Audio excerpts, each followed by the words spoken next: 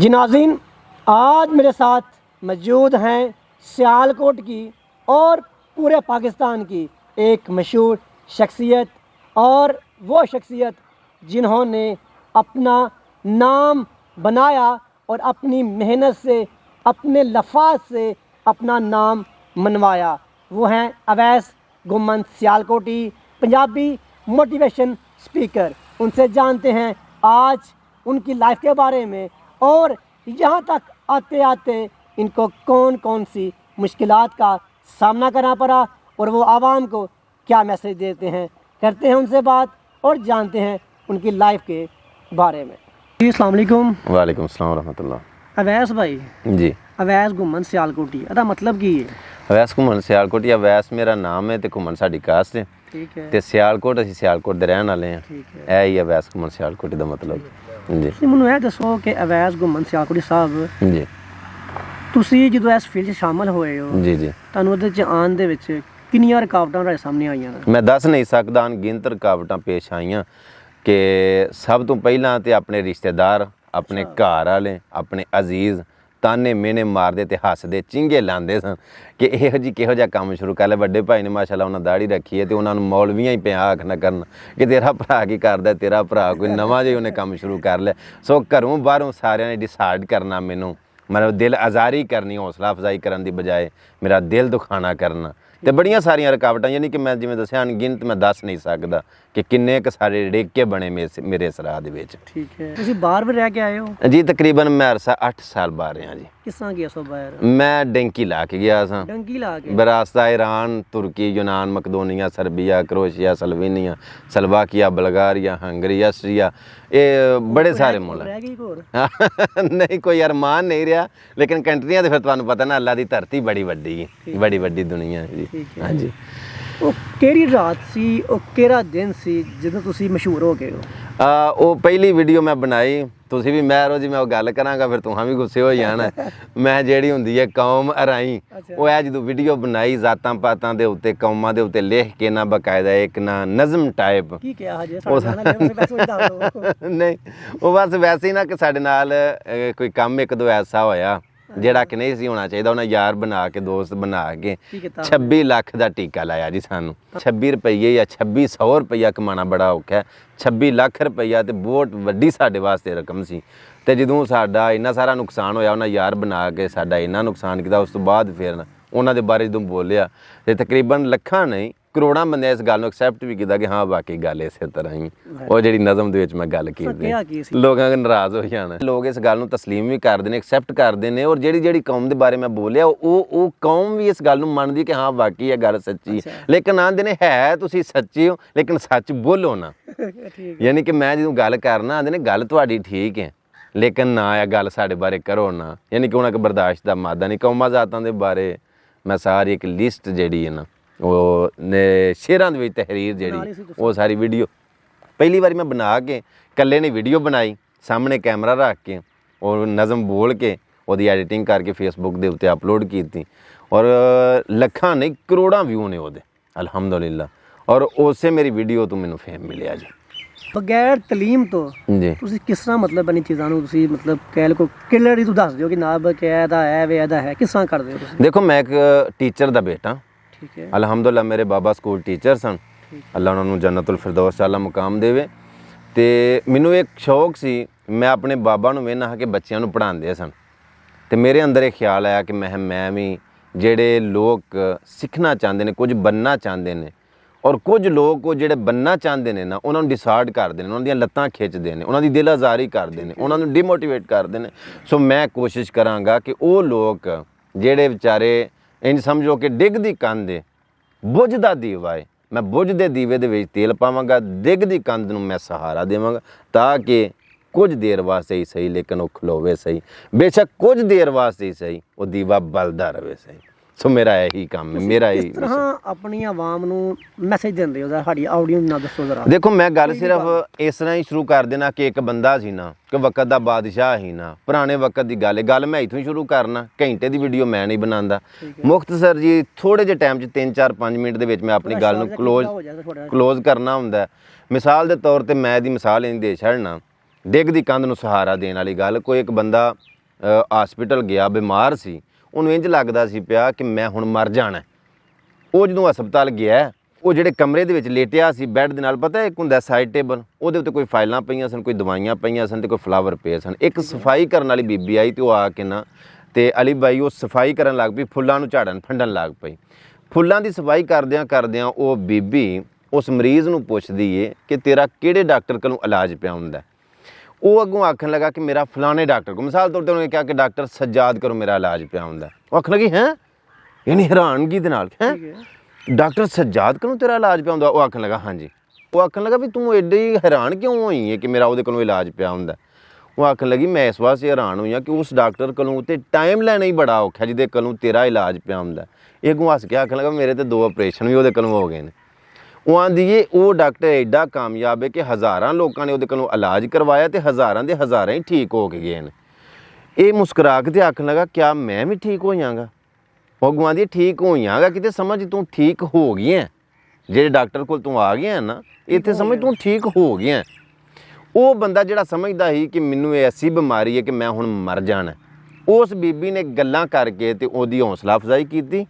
ਉਹ ਬੰਦੇ ਦੇ ਦੀਵੇ ਦੇ ਵਿੱਚ ਤੇਲ ਪੈ ਗਿਆ, ਸਮਝੋ ਡਿੱਗਦੀ ਕੰਧ ਨੂੰ ਬੀਬੀ ਨੇ ਗੱਲਾਂ ਨਾਲ ਸਹਾਰਾ ਦਿੱਤਾ ਕਿ ਮੈਂ ਠੀਕ ਹੋ ਜਾਵਾਂਗਾ। 6 ਮਹੀਨੇ ਬਾਅਦ ਉਹੀ ਬੰਦਾ ਜਿਹੜਾ ਸਟ੍ਰੈਚਰ ਦੇ ਉੱਤੇ ਲੇਟ ਕੇ ਆਇਆ ਸੀ, ਬੈੱਡ ਦੇ ਉੱਤੇ ਲੰਮਾ ਪੈ ਗਿਆ ਸੀ, ਆਪਣੇ ਪੈਰਾਂ ਤੇ ਟੁਰ ਕੇ ਹਸਪਤਾਲ ਨੂੰ ਬਾਹਰ ਗਿਆ ਸੀ। Very good sir. ਬਾਤ ਇਹ ਉਹ ਜਿਹੜੀ ਔਰਤ ਸੀ ਉਹ ਕੌਣ ਸੀ ਵਾਲਾ? ਉਹ ਮਾਹਿਰ ਨਫਸੀਆਤ ਸੀ। ਉਹਦਾ ਕੰਮ ਕੀ ਹੈ? ਉਹਦੀ ਡਿਊਟੀ ਇਹ ਸੀ ਕਿ ਤੂੰ ਗੱਲਾਂ ਦੇ ਨਾਲ ਹੀ, ਬਾਤਾਂ ਦੇ ਨਾਲ ਅਗਲੇ ਬੰਦੇ ਦੇ ਜ਼ਿਹਨ ਨੂੰ ਪੜ੍ਹ ਕੇ ਉਹਦੀ ਸੋਚ ਵੇਖ ਕੇ ਤੇ ਉਹਦੇ ਮੁਤਾਬਕ ਉਹਦੇ ਨਾਲ ਗੱਲ ਕਰਨੀ ਤੇ ਉਹਦੀ ਹੌਸਲਾ ਅਫਜ਼ਾਈ ਕਰਨੀ ਹੈ। ਅੰਡਰਸਟੈਂਡ? ਜਿਉਂ ਉਹਦੇ ਹੌਸਲਾ ਅਫਜ਼ਾਈ ਕਰਨੀ ਹੈ, ਮਤਲਬ ਗੱਲ ਫਿਰ ਉੱਥੇ ਹੀ ਆ ਗਈ ਕਿ ਬੁਝਦੇ ਚਿਰਾਗ ਦੇ ਵਿੱਚ, ਬੁਝਦੇ ਦੀਵੇ ਦੇ ਵਿੱਚ ਤੇਲ ਪਾਣਾ ਤੇ ਡਿੱਗਦੀ ਕੰਧ ਨੂੰ ਸਹਾਰਾ ਦੇਣਾ। ਹੁਮਾ ਸਾਹਿਬ ਤੁਸੀਂ ਮੈਨੂੰ ਇਹ ਦੱਸੋ ਜਨਾਬੇ ਅਲੀ ਕਿ ਕਿੰਨੇ ਤੁਸੀਂ ਪੈਸੇ ਕਮਾਉਂਦੇ ਹੋ YouTube ਤੋਂ? ਸਰ ਅਲਹਮਦੁਲਿਲਾ 100,000 ਚ ਨਹੀਂ, ਲੱਖਾਂ ਚ। ਲੱਖਾਂ ਦੇ ਜੀ, ਲੱਖਾਂ ਚ ਹੋ ਗਿਆ। ਅਲਹਮਦੁਲਿਲਾ। ਤੁਹਾਡੇ ਕਿੰਨੇ ਫਾਲੋਅਰ ਨੇ YouTube ਤੇ ਉੱਤੇ? YouTube ਦੇ ਉੱਤੇ 2,34,000 ਮੇਰੇ ਸਬਸਕ੍ਰਾਈਬਰ ਨੇ ਜੀ। ਔਰ Facebook ਦੇ ਉੱਤੇ ਜਿਹੜਾ ਪੁਰਾਣਾ ਪੇਜ ਸੀ ਅਵੈਸ ਘੁੰਮਣ ਸਿਆਲਕੋਟੀ ਦੇ ਨਾਂ ਤੋਂ, ਉਹਦੇ ਤੇ ਕੋਈ ਨਾ ਸਟ੍ਰਾਈਕ ਪਈਆਂ ਨੇ ਜਿਹਦੀ ਵਜ੍ਹਾ ਤੋਂ ਉਹ ਉੱਥੇ ਹੀ ਅਨਪਬਲਿਸ਼ ਹੋ ਗਿਆ। ਅੱਗੋਂ ਨਵਾਂ ਪੇਜ ਬਣਾਇਆ ਅਵੈਸ ਅਹਿਮਦ ਘੁੰਮਣ ਦੇ ਨਾਂ ਤੋਂ, ਉਹਦੇ ਤੇ ਤਕਰੀਬਨ 4.5 ਲੱਖ ਤੋਂ ਜ਼ਿਆਦਾ ਫਾਲੋਅਰ ਮੇਰੇ। ਠੀਕ ਹੈ ਜੀ। ਤੁਸੀਂ ਅਕਸਰ ਕਿ ਨਾ TikTok ਤੇ YouTube ਤੇ ਜਨਾਬ ਤੁਸੀਂ ਔਰਤਾਂ ਨੂੰ ਬੜਾ ਤਕਨੀਕ ਕਰਦੇ ਹੋ ਕਿ ਉਹਨਾਂ ਨੂੰ ਬੜੀਆਂ ਗੱਲਾਂ ਕਰਦੇ ਹੋ, ਉਹਦੇ ਬਾਰੇ ਕੀ ਹੈ? ਦਰਅਸਲ ਵੇਖੋ ਮੈਂ ਔਰਤਾਂ ਦੇ ਹੱਕ ਦੇ ਵਿੱਚ ਹਾਂ ਕਿਉਂਕਿ ਮੈਂ ਇੱਕ ਔਰਤ ਦਾ ਜਾਇਆ।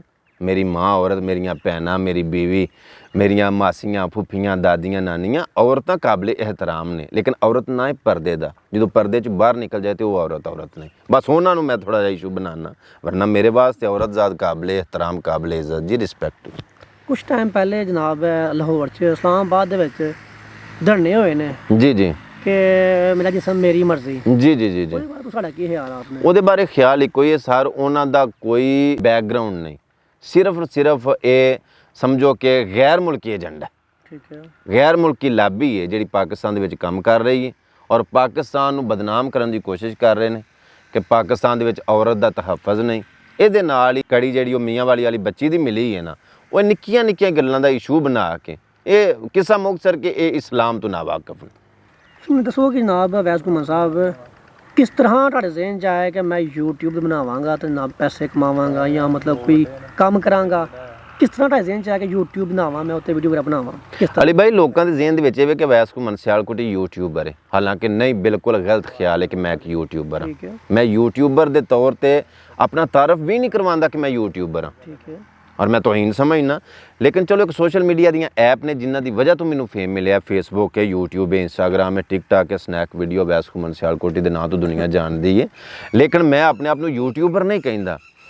ਇਹ ਜਿਹੜੇ ਪਲੇਟਫਾਰਮ ਐਪਸ ਵਗੈਰਾ ਨੇ ਇਹਨਾਂ ਦੇ ਉੱਤੇ ਹੀ ਕੰਮ ਕਰਨ ਦੀ ਵਜ੍ਹਾ ਤੋਂ ਮੈਨੂੰ ਫੇਮ ਮਿਲਿਆ। ਅਵੈਸ ਭਾਈ ਤੁਸੀਂ ਮੈਨੂੰ ਦੱਸੋ ਜਨਾਬ, ਜਿਸ ਟਾਈਮ ਤੁਹਾਡਾ ਫੇਮ ਨਹੀਂ ਸੀ ਹੈ, ਤੁਸੀਂ ਇੱਕ ਆਮ ਬੰਦੇ ਸੋ ਜੀ, ਉਦੋਂ ਜਿਹੜੇ ਤੁਹਾਡੇ ਦੋਸਤ ਹਨ, ਤੁਹਾਡੇ ਦੋਸਤ ਅਹਿਬਾਬ, ਤੁਹਾਡਾ ਕੀ ਤੁਹਾਡਾ ਉਸ ਟਾਈਮ ਦਾ ਤੁਹਾਡਾ ਰਵੱਈਆ ਸੀ ਤੇ ਹੁਣ ਫੇਮ ਮਿਲੀ ਹੈ, ਉਹਨਾਂ ਦਾ ਕੀ ਰਵੱਈਆ ਹੈਗਾ? ਲਫ਼ਜ਼ ਤੁਸੀਂ ਬੋਲਿਆ ਕਿ ਜਦੋਂ ਤੁਸੀਂ ਆਮ ਸੋ, ਅੱਜ ਮੈਂ ਆਮ ਸਮਝਣਾ ਆਪਣੇ ਆਪ ਨੂੰ ਐਡਾ ਖਾਸ ਤੇ ਨਹੀਂ, ਲੇਕਿਨ ਉਦੋਂ ਰਵੱਈਆ ਤੇ ਹੁਣ ਰਵੱਈਆ। ਮੈਂ ਇੱਕ ਮਿਸਾਲ ਦੇਣਾ ਕਿ ਜਦੋਂ ਮੈਂ ਸੋਸ਼ਲ ਮੀਡੀਆ ਤੇ ਵਰਕ ਨਹੀਂ ਸਾਂ ਕਰਦਾ, ਇੱਕ ਮੁੰਡਾ ਸੀ ਇੱਥੇ, ਉਹਦੇ ਮੇਰੇ ਨਾਲੋਂ ਤਕਰੀਬਨ ਨਾ ਕੋਈ ਸਬਸਕ੍ਰਾਈਬਰ ਜ਼ਿਆਦਾ ਸਨ, ਉਹਦੇ ਹਜ਼ਾਰਾਂ ਸਨ ਯਾਨੀ ਕੋਈ 2400 ਸਬਸਕ੍ਰਾਈਬਰ ਸੀ, ਮੇਰਾ 700 ਸਬਸਕ੍ਰਾਈਬਰ ਸੀ। ਮੈਂ ਉਹਨੂੰ ਫੋਨ ਕੀਤਾ, ਕਾਲ ਕੀਤੀ ਕਿ ਥੋੜਾ ਜਿਹਾ ਮੈਨੂੰ ਟਾਈਮ ਚਾਹੀਦਾ ਤਾਂ ਕਿ ਮੈਂ ਤੁਹਾਡੇ ਕੋਲ ਥੋੜੀ ਜਿਹੀ ਗਾਈਡਨੈਸ ਲਾਂ YouTube ਚੈਨਲ ਦੇ ਬਾਰੇ ਕਿ ਸਾਰੇ ਦੇ ਤੇ ਕਿਵੇਂ ਵਰਕ ਕਰਨਾ ਹੈ, ਕਿਵੇਂ ਕੰਮ ਕਰਨਾ ਹੈ।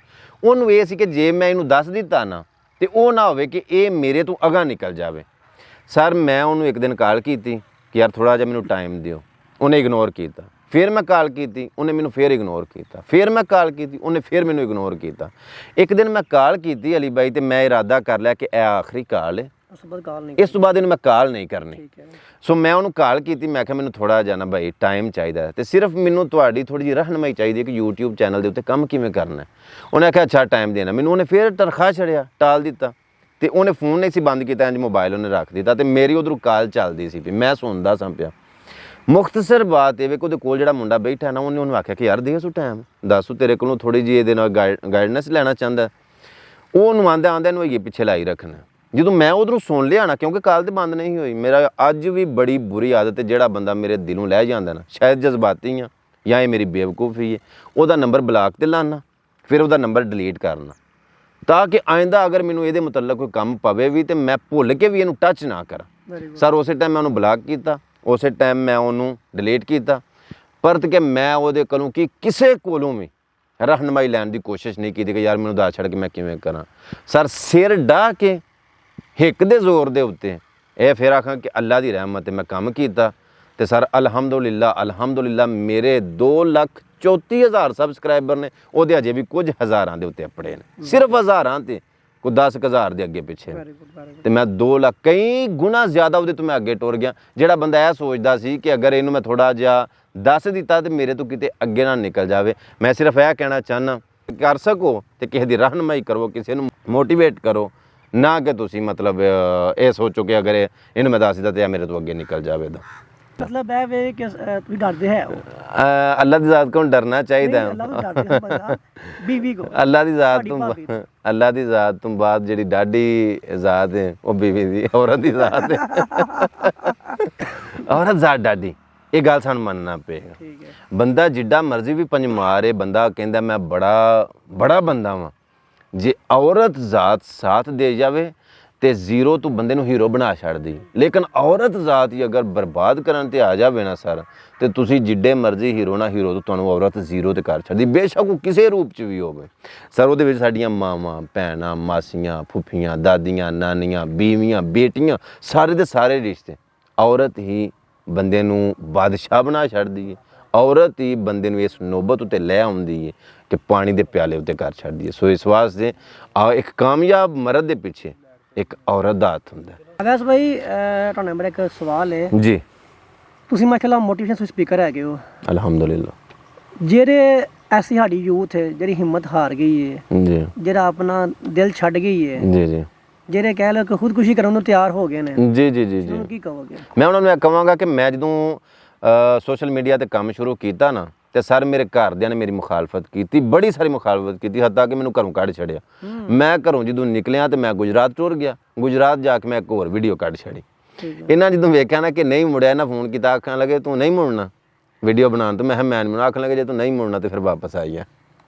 ਜਿੰਨੇ ਵੀ ਨਾ ਉਮੀਦ ਨੇ, ਪਰੇਸ਼ਾਨ ਨੇ, ਮਾਯੂਸ ਨੇ, ਉਹਨਾਂ ਨੂੰ ਆਖਾਂਗਾ ਲੱਗੇ ਰਹੋ। ਜ਼ਿੰਦਗੀ ਨਾ ਹੈ ਮਸਲਸਲ ਜਦੋਜਹਿਦ ਦਾ, ਸਟਰਗਲ ਦਾ, ਕੋਸ਼ਿਸ਼ ਦਾ, ਲੱਗੇ ਰਹਿਣ ਦਾ ਨਾਂ ਹੈ। ਲੱਗੇ ਰਹੋ, ਲੱਗੇ ਰਹੋ, ਲੱਗੇ ਰਹੋ। ਇੱਕ ਦਿਨ ਤੁਹਾਨੂੰ ਕਾਮਯਾਬੀ ਮਿਲੇਗੀ ਔਰ ਜ਼ਰੂਰ ਮਿਲੇਗੀ। ਕਿਉਂ ਕਿ ਮੇਰੇ ਅੱਲਾ ਦਾ ਫੈਸਲਾ ਹੈ ਕਿ ਅੱਲਾਹ ਪਾਕ ਦੀ ਜ਼ਾਤ ਕਿਸੇ ਦੀ ਵੀ ਮਿਹਨਤ ਨੂੰ ਰਾਇਗਾ नहीं करते। एक कुदरत का दस्तूर कानून है जी। ये थे हमारे भाई अवैस गुमन सियालकोटी, पंजाबी मोटिवेशनल स्पीकर, जिन्होंने आवाम को एक बहुत प्यारा मैसेज दिया और बताया कि मैं कहाँ से कहाँ पे आया और मैंने क्या क्या किया और मुझे किस किस मुश्किलात का सामना करना पड़ा। और उन्होंने हुकूमत के बारे में भी एक बहुत प्यारी सी बात की, जो यकीनन आपको मज़ा आया होगा। इसके साथ साथ अपने मेज़बान महरे अली को दें इजाज़त।